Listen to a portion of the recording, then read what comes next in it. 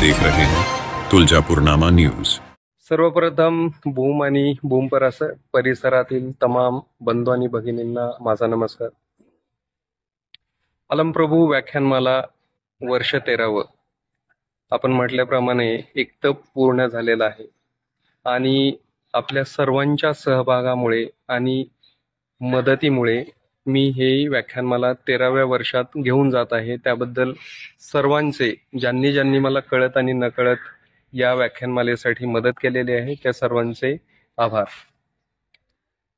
हे वर्ष 13वे वर्ष असून 1 डिसेंबर 2 डिसेंबर आणि 3 डिसेंबर या रोजी सायंकाळी 5:30 वाजता सावित्रीबाई फुले नाट्यगृह कोर्टासमोर येथे ही व्याख्यानमाला आयोजित केलेली आहे।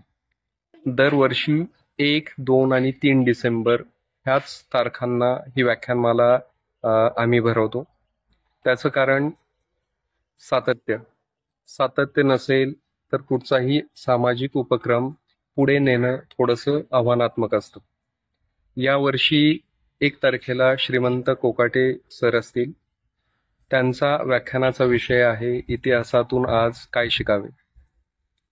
अतिशय परखड, अतिशय प्रबोधनात्मक त्यांचं वक्तृत्व, त्यांचं वाणी, त्यांचे विचार आपण सर्वांनी ऐकावं अशी माझी तळमळीची इच्छा आहे। तर आपण सर्वांनी या व्याख्यानासाठी यावे।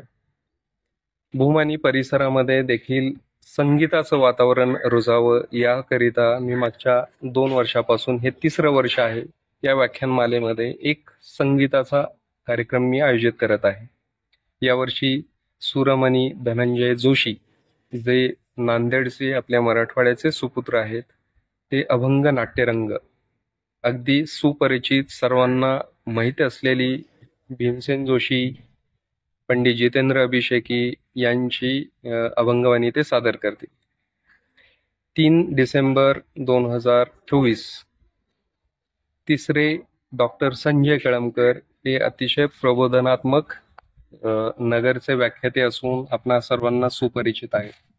अगदी विनोदी अंगाने ते आपल्या सर्वसामान्यांचे चिमटे काढतील आणि आपल्याला अजून सुजाण नागरिक कसं बनता येईल याच्यासाठी ते आपल्याला मार्गदर्शन करतील।